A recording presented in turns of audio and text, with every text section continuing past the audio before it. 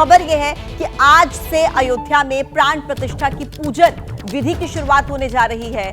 आज दशविध स्नान का अनुष्ठान किया जाएगा और इसके साथ ही पूजन विधि की शुरुआत हो जाएगी, जो कि 22 जनवरी को प्रभु राम की मूर्ति की प्राण प्रतिष्ठा के साथ संपन्न होगी।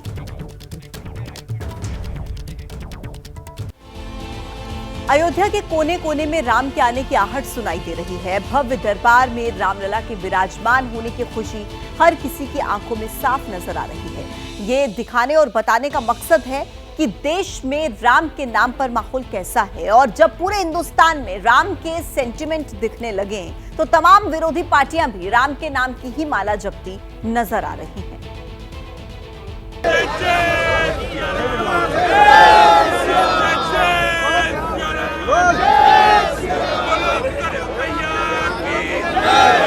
अयोध्या में सरयू नदी के किनारे हाथ में जल लेकर स्नान की तैयारी कर रहा ये कांग्रेस का डेलीगेशन।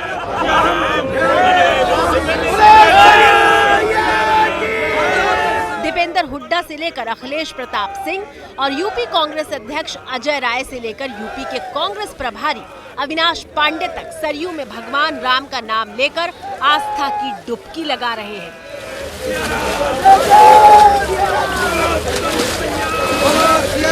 भैया जरा इधर निकल जाए।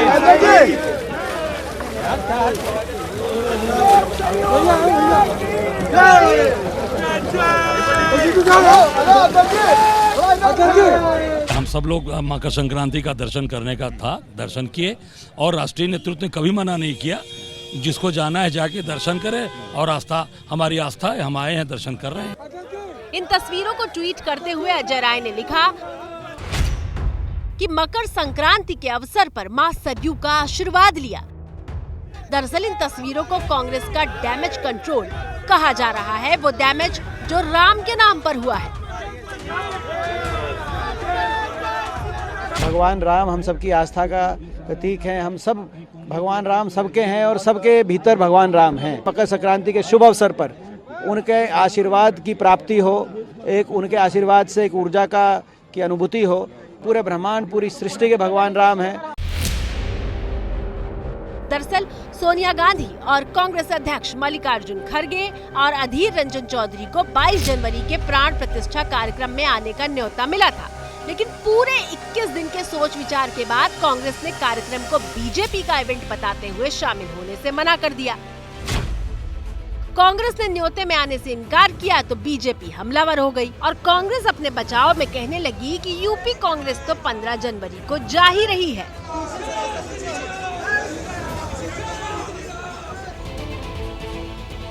अब देखिए, ऐसे में सवाल ये है कि अगर यूपी कांग्रेस के नेता सरयू में डुबकी लगा सकते हैं तो सोनिया गांधी और खड़गे को प्राण प्रतिष्ठा के कार्यक्रम से एतराज क्यों है?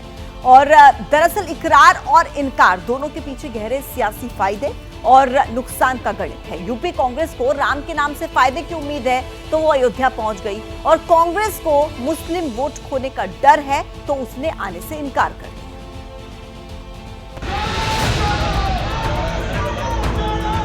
राहुल गांधी प्राण प्रतिष्ठा के 22 जनवरी के कार्यक्रम से करीब एक हफ्ते पहले भारत न्याय यात्रा पर निकल चुके हैं और शुरुआत मणिपुर से की है। लेकिन देखिए, मणिपुर के मंच से भी कांग्रेस अध्यक्ष राम का नाम ले रहे हैं। मोदी जी, यहाँ के लोग मुसीबत में हैं, तो उस वक्त इधर मुंह नहीं दिखाते। वो समंदर के ऊपर शहर करते फिरते हैं और बैठे जगह जप करते बैठते हैं राम राम राम राम। अरे भाई, मुख में राम बगल में छुरी, ये मत करो। दरअसल सोनिया और खड़गे कार्यक्रम में नहीं जा रहे क्योंकि वो धर्मनिरपेक्ष दिखना चाहते हैं और मुस्लिम वोटों के साथ साथ उनके ऊपर दक्षिण भारत के राज्यों का भी दबाव है। यूपी कांग्रेस ने अयोध्या जाने का फैसला किया है क्योंकि अयोध्या तो यूपी में ही है। यूपी कांग्रेस बीजेपी को राम मंदिर का क्रेडिट नहीं देना चाहती और न ही हिंदू विरोधी दिखना चाहती है। साथ ही उत्तर और पश्चिम भारत में राम मंदिर का असर है। मतलब साफ है कि राम सुविधा के मुताबिक सभी को चाहिए, और यही वजह है कि मध्य प्रदेश कांग्रेस के अध्यक्ष जीतू पटवारी ने कहा था कि प्राण प्रतिष्ठा के बाद कांग्रेस के 1 लाख से ज्यादा कार्यकर्ता राम मंदिर दर्शन के लिए जाएंगे। भगवान राम का मंदिर जो हिंदू धर्म में आस्था रखने वाला हर साथी दर्शन करना चाहता है, हम भी करना चाहते हैं, सोनिया जी और खड़गे जी भी करना चाहते हैं।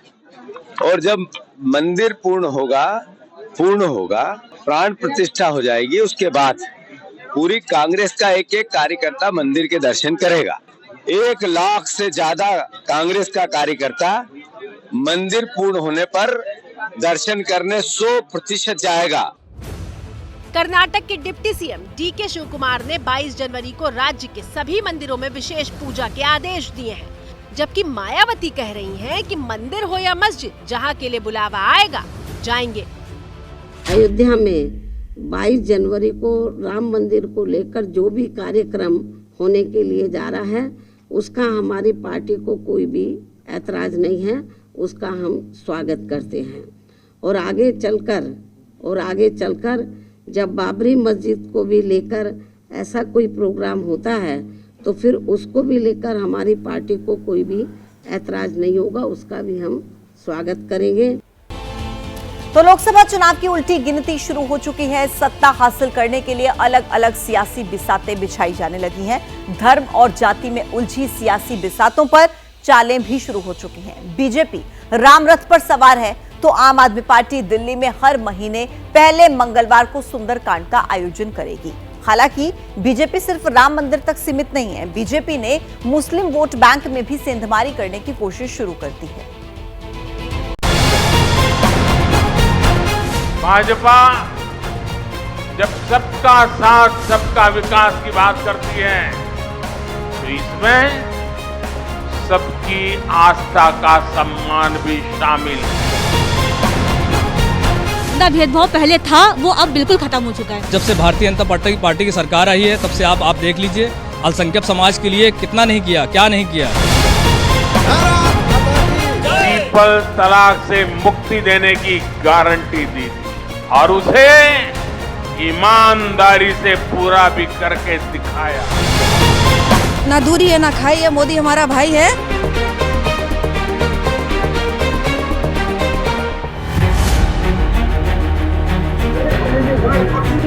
देश की सर्वोच्च सत्ता पर काबिज बीजेपी और मुल्क की 15% आबादी के बीच मिटती दूरी की ये नई कड़ी है।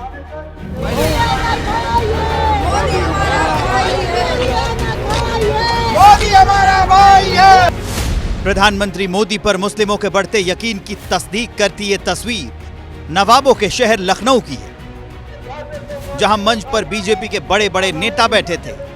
सामने हाथ में बीजेपी समर्थक तख्तियां लिए मुस्लिम महिलाएं बैठी हुई थी और नरेंद्र मोदी के समर्थन को विस्तार दे रही थी। इतनी योजनाएं, इतना लाभ अल्पसंख्यक महिलाओं को मिला है। आज महिला आत्मनिर्भर हो रही है, तो हम सब सिर्फ शुक्रिया अदा करने आए हैं यहाँ पर और आगे चाहते हैं कि हमारे प्रधानमंत्री जी यही रहे और दोबारा फिर मोदी सरकार बने। हम लोग ये चाहते हैं, हम लोग की दुआएं हैं कि मोदी भाईजान फिर से 2024 में आए और हम लोगों के जो नहीं जान मान और इज्जत सबकी आबरू बढ़ाएं। मोदी ने हम लोग को राशन दिया, हम लोग का पेट भरा। लॉकडाउन में हम लोग परेशान थे, उन्हीं ने 2-3 राशन हम लोग को दिया, गैस का चूल्हा दिया, हम लोग को कोई तकलीफ नहीं है। उनकी सरकार हम लोग के लिए बिल्कुल सब चीज़ में आराम लेके आई है, हर चीज़ में, और खास करके महिलाओं के लिए तो बहुत ही अच्छी रही है। हम लोग के विश्वास पे मोदी जी बिल्कुल खरे उतरे और हम लोग यही चाहेंगे हमेशा उनकी सरकार बनी रहे। बहुत अच्छा मोदी जी ने किया है कि 3 तलाक के सिलसिले में औरतें अपने को सेफ महसूस कर रही हैं और इससे हम लोग बहुत ज़्यादा खुश हैं। ये बीजेपी के उस कार्यक्रम में शरीक करने पहुंची थी जिसका मकसद मुस्लिमों के बीच नरेंद्र मोदी की स्वीकार्यता है। कार्यक्रम का नाम है मोदी भाईजान। कार्यक्रम की टैगलाइन है, ना दूरी है ना खाई है, मोदी हमारा भाई है। इस कार्यक्रम के जरिए हर लोकसभा सीट पर 1000 मुस्लिम महिलाओं के साथ संवाद हो रहा है। इस कार्यक्रम के जरिए मुस्लिम महिलाओं को ये बताया जा रहा है कि मोदी सरकार ने उनके लिए क्या किया। ये भी बताया जाएगा कि उन्हें आखिर भाजपा को वोट क्यों देना चाहिए। कि हमारे यहाँ लॉकडाउन के समय कोई गवर्नमेंट हमारे पास नहीं आई थी, हमारे पास आया था तो मोदी सरकार और योगी सरकार, इन दोनों गवर्नमेंट ने हम लोगों को 1 महीने में मुफ्त राशन देकर हम लोगों के घर में वो उजाला किया, 2 रोटी का वो उजाला किया कि आज सभी महिलाएं अपना दिल और दिमाग मोदी जी की तरफ लगाकर खड़ी हो चुकी हैं कि मोदी हमारा भाई है, मोदी हमारा भाई है। लेकिन सियासी मकसद मुस्लिम वोट बैंक को साध कर कम से कम 50% वोट हासिल करने का लक्ष्य है। तो आगे का सवाल यहीं से है कि क्या ऐसे कार्यक्रमों के जरिए बीजेपी मुस्लिम वोट बैंक में सेंधमारी कर पाएगी? क्या मुस्लिमों के भरोसे बीजेपी 400 सीटों के लक्ष्य को हासिल कर लेगी? अयोध्या में राम मंदिर के बीच बीजेपी पर मुस्लिमों का यकीन बढ़ेगा या घटेगा? ये सवाल इसलिए अहम है क्योंकि मुस्लिमों के भरोसे सियासी आसमान में अपनी पतंग उड़ाने वाले असदुद्दीन ओवैसी कुछ यूं शाब्दिक आंच पर जज्बातों को उबालने की कोशिश कर रहे हैं। मौजूदा दौर में जो हुक्मरान हैं वो पूरी कोशिश कर रहे हैं कि मस्जिदों को गैर आबाद कर दिया जाए, मस्जिदों की अहमियत को कम करके रख दिया जाए, मुसलमानों को इस्लाम से दूर कर दिया जाए। बहुप्रतीक्षित मंदिर निर्माण के बीच जब ओवैसी सरीखे मुस्लिम नेता ऐसी बातें कर रहे हैं तो सवाल है कि मुसलमानों के मन में नरेंद्र मोदी को लेकर क्या है।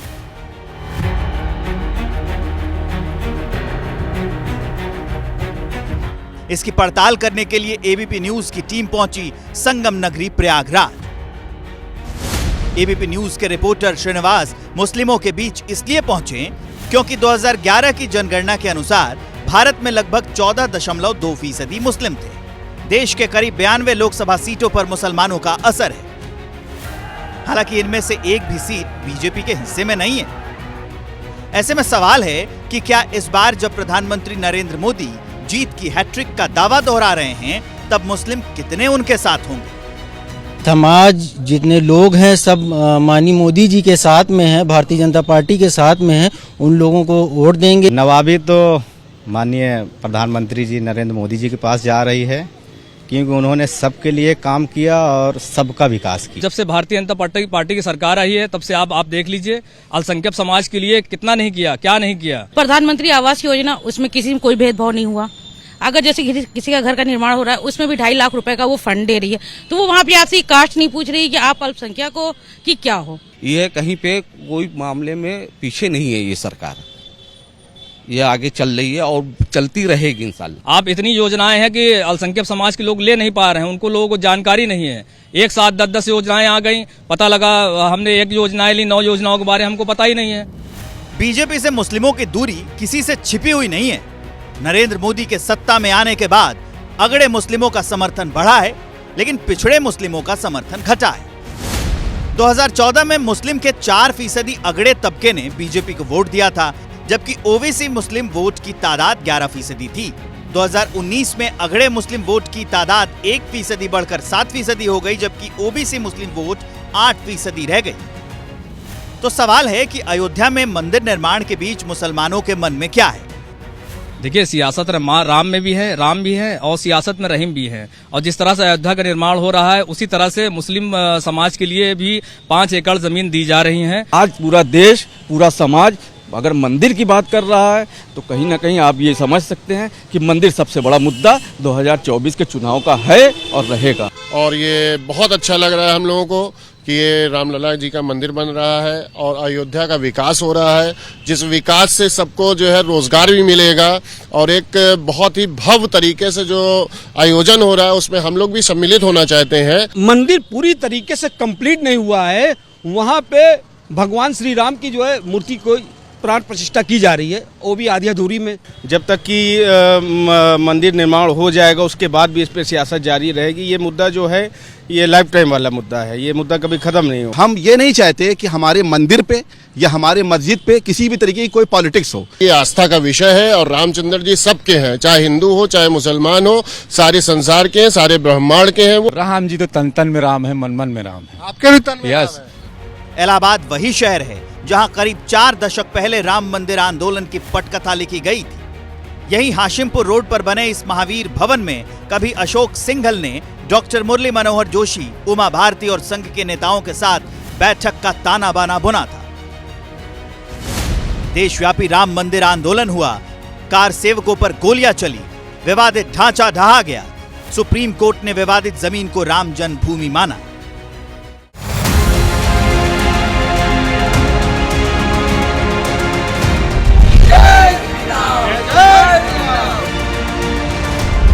अब जब राम का भव्य मंदिर बनकर तैयार है बीजेपी इसके जरिए सनातनियों को साधने की कोशिश कर रही है और दूसरी ओर पीएम मोदी का नाम लेकर मुस्लिमों के बीच विश्वास को आकार देना चाहती। सवाल है कि क्या ऐसा मुमकिन है? विकास के कार्यों को देखकर ऐसा लग रहा है कि भारतीय जनता पार्टी तीसरी बार मोदी जी के नेतृत्व में आ रही है। इस चुनाव में राम एक मुद्दा नहीं है, यह हमारी संस्कृति का प्रतीक है और राम के नाम पे सभी भारतीय नागरिक वोट देने का काम करेंगे, क्योंकि ये जानते हैं कि कौन राम भक्त है, कौन राम विरोधी है। क्या है मुद्दा? ये उनका इतना विकास हुआ है। क्या विकास हुआ? अरे विकास, ये चारों तरफ रोटे बनी है, हर चीज हुआ है। बीजेपी बहुत बेटर है, हर चीज में बेटर है, लेकिन कहीं ना कहीं कुछ कमियां हैं जो उसको पूरा करना है। भारतीय जनता पार्टी में मुसलमान हमेशा वोट देता है, हम लोग देते चले आए हैं। भारतीय जनता पार्टी की सरकार, सबका साथ सबका विकास हो रहा है, बिल्कुल हो रहा है। यूं ही नहीं, नरेंद्र मोदी को लेकर मुस्लिमों का मन बदल रहा है। दरअसल पिछले 10 वर्षों में नरेंद्र मोदी की कई नीतियां मुस्लिमों के इर्द गिर्द घूमती रही। प्रतियोगी परीक्षाओं की तैयारी के लिए मुसलमानों के लिए नई उड़ान योजना चला रही है। मुस्लिम कारीगरों को और ज्यादा एक्सपर्ट बनाने की ट्रेनिंग के लिए उस्ताद योजना है। मुस्लिम युवाओं को प्रशिक्षण देकर उन्हें स्वरोजगार की ओर प्रोत्साहित करने के लिए सीखो और कमाओ योजना। 5 करोड़ मुस्लिम छात्र छात्राओं को प्रधानमंत्री छात्रवृत्ति योजना दी जा रही है। भारतीय संस्कृति की समग्र अवधारणा के तहत अल्पसंख्यक समुदायों की समृद्ध विरासत को संरक्षित करने के लिए हमारी विरासत योजना चलाई जा रही है। यही वजह है कि मुस्लिमों की एक बड़ी आबादी ऐसी है जो मंदिरों से इतर विकास की बात को तरजीह देकर बीजेपी कर रही है।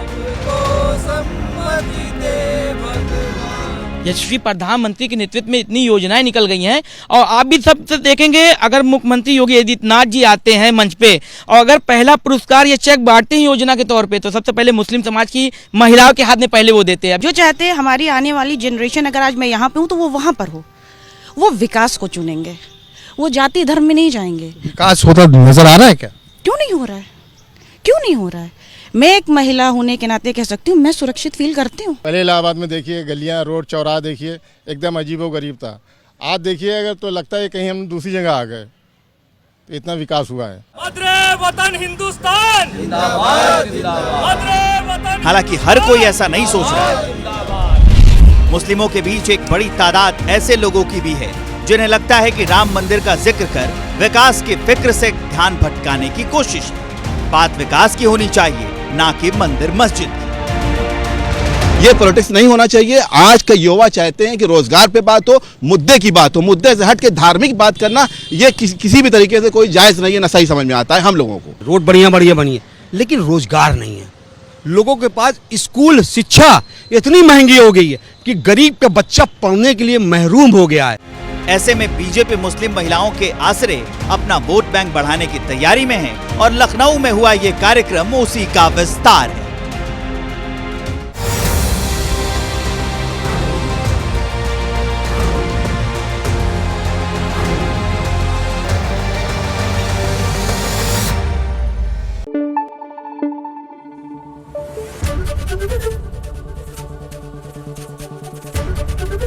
एबीपी न्यूज आपको रखे आगे।